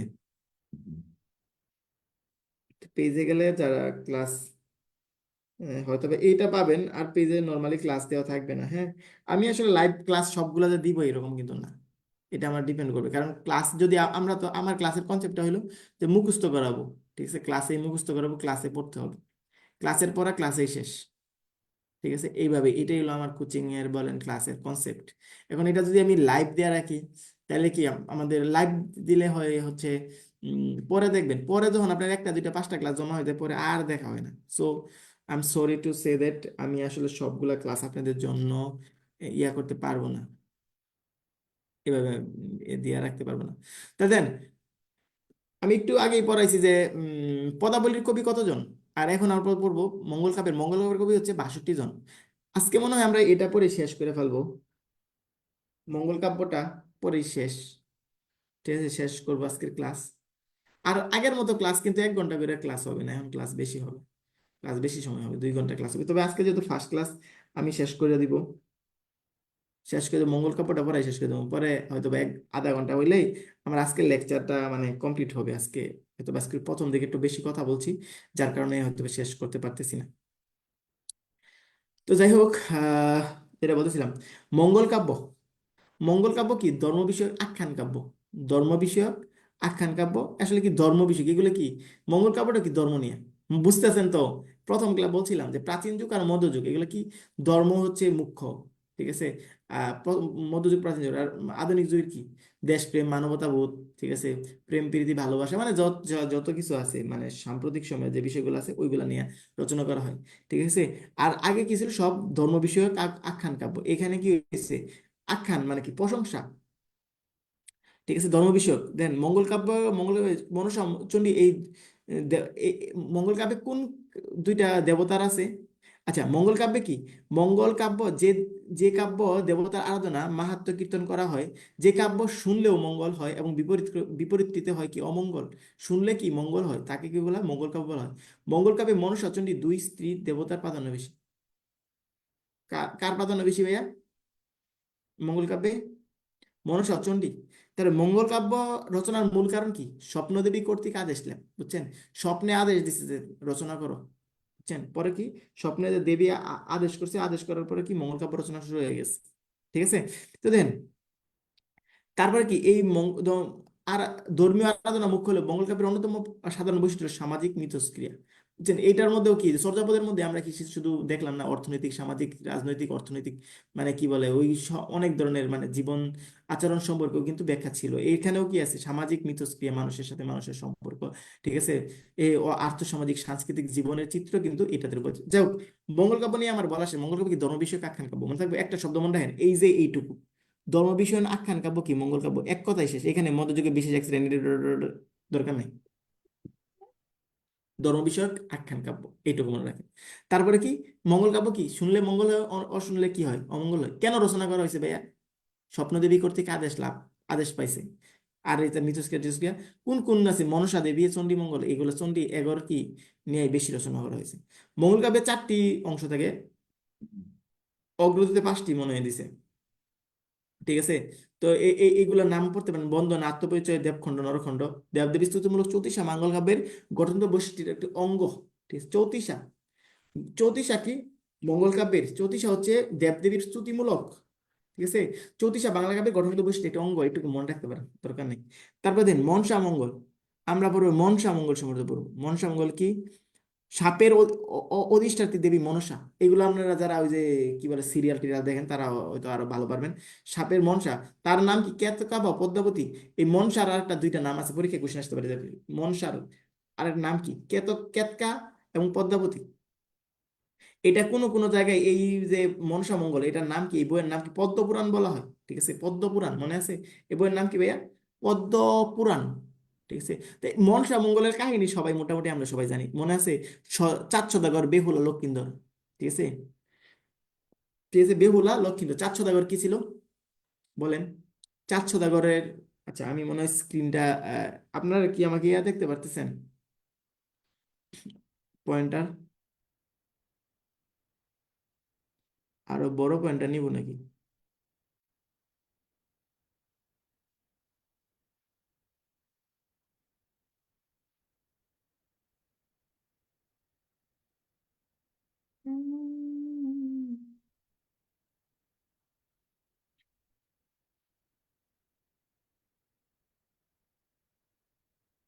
আচ্ছা দেখেন, তাহলে এটা আমি পড়াইতেছিলাম।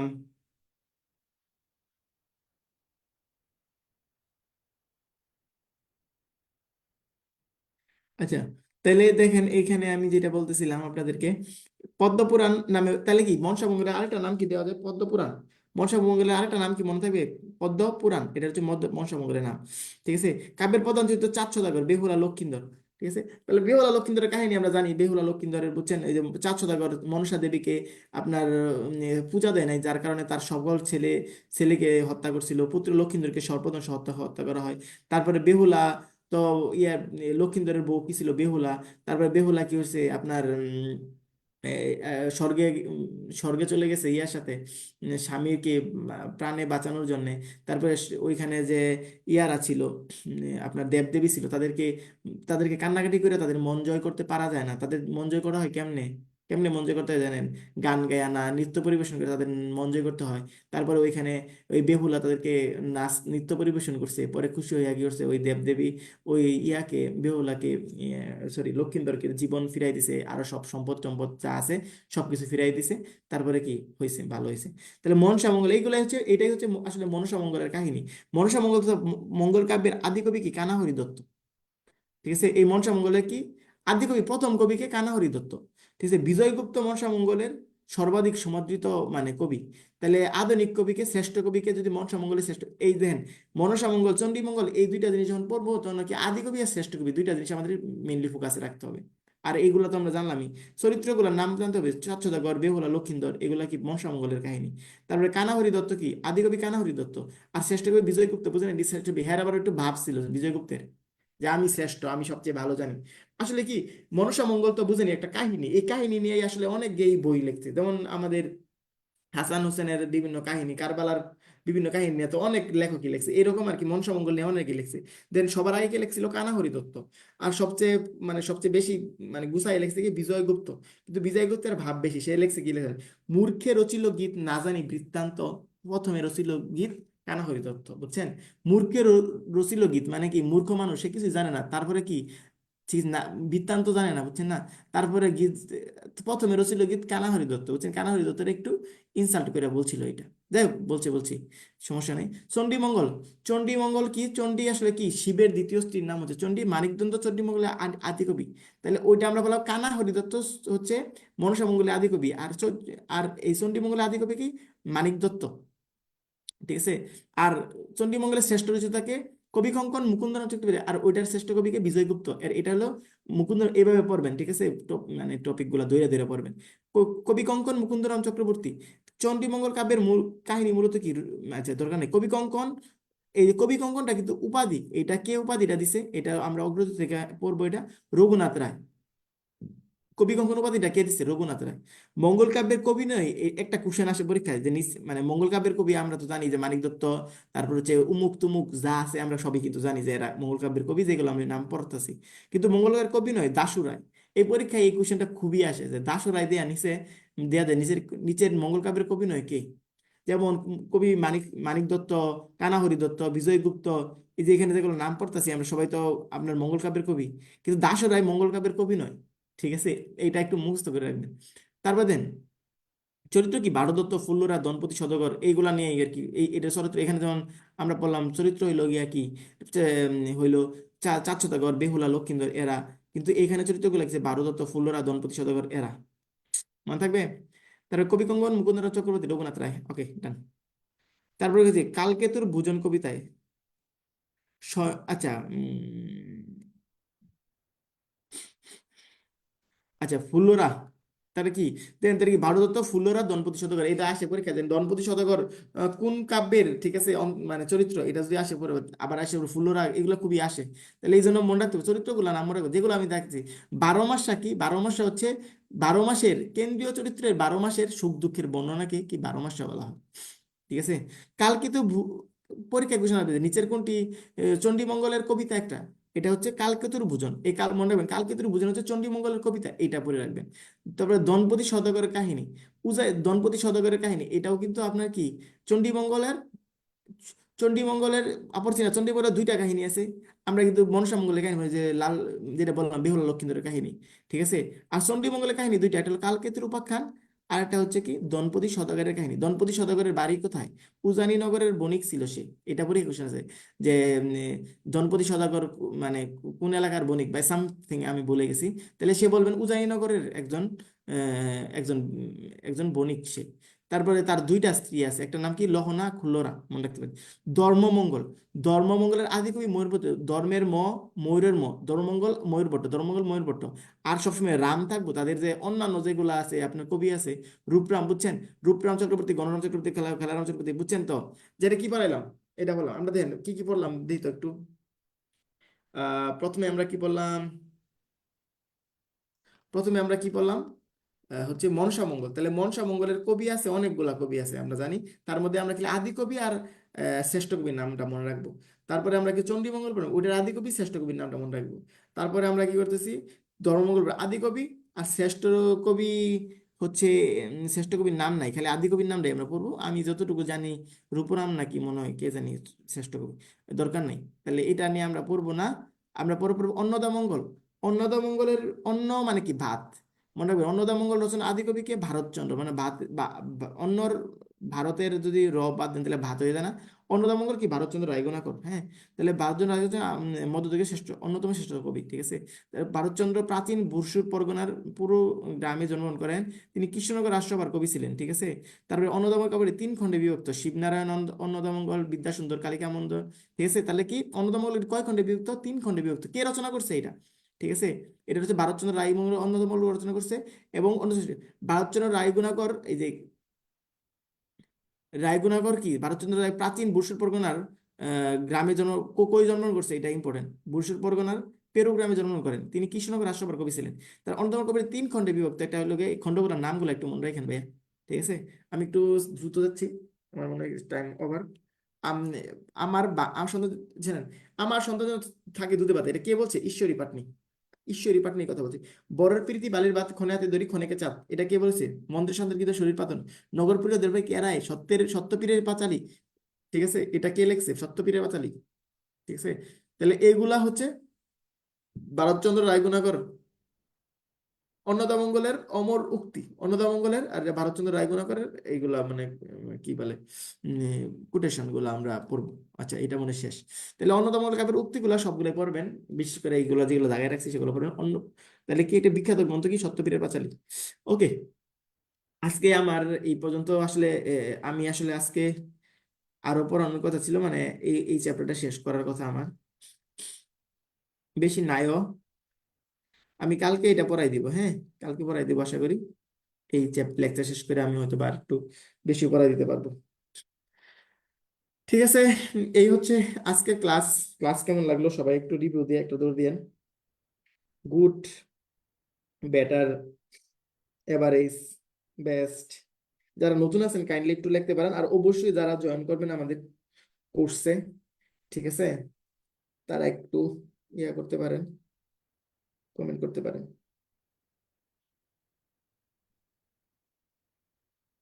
ওয়েল, ভালো। মাহমুদুল হাসান, বাকিরা কারো কোনো জিজ্ঞাসা, কথা, প্রশ্ন থাকলে ও মাইক্রোফোন অন করে করতে পারবেন, সমস্যা নাই। তবে অবশ্যই যারা ক্লাস করতেছেন একটু কাইন্ডলি আপনাদের ফ্রেন্ডদেরকে একটু অ্যাড দিয়ে দেন। আসসালামু আলাইকুম ভাইয়া। ওয়ালাইকুম ভাইয়া আমি আসসালাম। হীরামণি। হ্যাঁ হীরামণি, কি অবস্থা, কেমন আছো? আচ্ছা ভাইয়া, ভালো আছি ভাইয়া। ম্যাথটা আমার সমস্যা অনেক। তুমি কোথায় ছিলে এতদিন? ম্যাথে ভাইয়া আমার পরীক্ষা ছিল। পরীক্ষা ছিল, ম্যাথের যে এতদিন টানা ক্লাস হইলো, তোমার জাহিদ ভাই ক্লাস নিল ম্যাথ, তুমি করলে না কেন? ভাইয়া আমি সময়ই পাইনি ইয়া করার, অ্যাটেন্ড করার। তো ক্লাসগুলো কি ভাইয়া আবার রিপিট হবে? পড়তে থাকো, হবে, হবে না বলতে কিছু না, চেষ্টা করো যেন হয়। আচ্ছা। ঠিক আছে, বাকিরা কেউ জি কিছু বলবেন? ভাইয়া।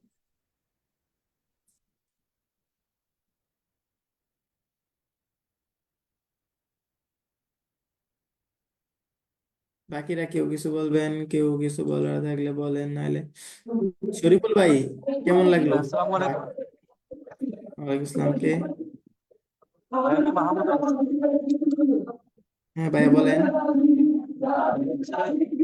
ম্যাথ ক্লাস হচ্ছে ভাই কন্টিনিউ করবে এরপর করে আপনার নেওয়ার পাশাপাশি। আমি একটু বুঝতে পারতেছি না আপনার কথা। আমি বলতেছি যে জাহিদ ভাই কি ম্যাথ ক্লাস কন্টিনিউ করবে এর হ্যাঁ ভিতরে? অবশ্যই করবে। জাহিদের ম্যাথ ক্লাস জি। কেমন লাগছে আপনাদের? ঠিক আছে ভাই। হ্যাঁ ক্লাস কন্টিনিউ হবে, জাহিদ ম্যাথ ক্লাস করবে। তবে অবশ্যই ম্যাথের সাথে তো আর ইয়া চলবে না, সবকিছু একসাথে মিক্সচার করে করবো না আমরা, একটু একটা একটা করে শেষ করার চেষ্টা করবো, ম্যাথটা পাশাপাশি থাকবে আর কি। ম্যাথ পাশাপাশি থাকবে। ইয়া শরীফুল ভাই আছেন আপনি? ক্লাস কি পুরোটাই করছেন? ইয়ারা, রহিম প্রধান, বাকিরা? হ্যাঁ মুরাদ, হ্যাঁ ভাই বলেন। হ্যাঁ শুনছি ক্লাস পুরোটাই বেশি নাকি? না এটা, না ক্লাস তো ভালো হয়েছে, ঠিক আছে, ক্লাস ভালো হয়েছে। এভাবে হাতে ধরা যাওয়ার পরে যদি কেউ না পারে তাহলে আর কি টিচারদের জন্য দুঃখজনক, যারা পড়াবে তাদের জন্য কষ্টকর। ভাই কথা বুঝতেছো নাকি বুঝতেছো না? কথাটা বুঝতে পারিনি, লাস্টের কথাটা বুঝতে পারিনি ভাইয়া। আজকের কথাটা বললাম যে এইভাবে হাতে ধরে পড়ায় দেওয়ার পরে, ঠিক আছে, যারা পড়তেছে তারা যদি না পড়ে তাহলে আসলে টিচারের জন্য সেটা দুঃখজনক, কষ্টজনক, ঠিক আছে, হুম, আশা করি সেটাই বললাম। তারা এবার বুঝছো? মানে সিরিয়াস স্টুডেন্ট, তারা অবশ্যই সিরিয়াসলি পড়লে তাদের ভালো হবে, উপকৃত হবে তারা। হ্যাঁ ওইটাই বললাম, মানে এইভাবে তো আসলে হাতে ধরে কেউ পড়ায় দেয় না, আমি সেটাই বুঝে দিচ্ছি, না, এটা ঠিক আছে। বাংলাদেশে কেউ এভাবে মানে পড়ে না, হ্যাঁ, সবাই আমি মেনলি, মাস্টারি। সবাই ভাই আর কি এরকম দেখায় যে এই হরপ্রসাদ শাস্ত্রী 1907 সালে এটা লিখছে, মানে এটা আমি জানি, মানে অনেক কিছু, ঠিক আমি আছে। আমি হচ্ছে, হ্যাঁ আমি সবাইকে একটু বলি, মানে ওই সবাই সব কোচিং গুলো যেরকম হয় আর কি, একটু ধরো গদ বাঁধা ইয়া হয়, হ্যাঁ তো তুমি যেটা বলছো, ঠিক আছে, তো এইভাবে একটু যদি হাতে ধরায় দিয়ে দেওয়া যায় তাহলে আমার মনে হয় যারা পরীক্ষার্থী আছে এদের জন্য সুবিধা, ওরা অল্প পরিশ্রম করলেই হয়ে যাবে ইনশাল্লাহ, ঠিক আছে। পরিশ্রম তো করতেই হবে নো ডাউট, এটা কোনো ইয়া নেই, যে যতটা পড়া গোছায় না হবে এটাই। ঠিক আছে মোরা?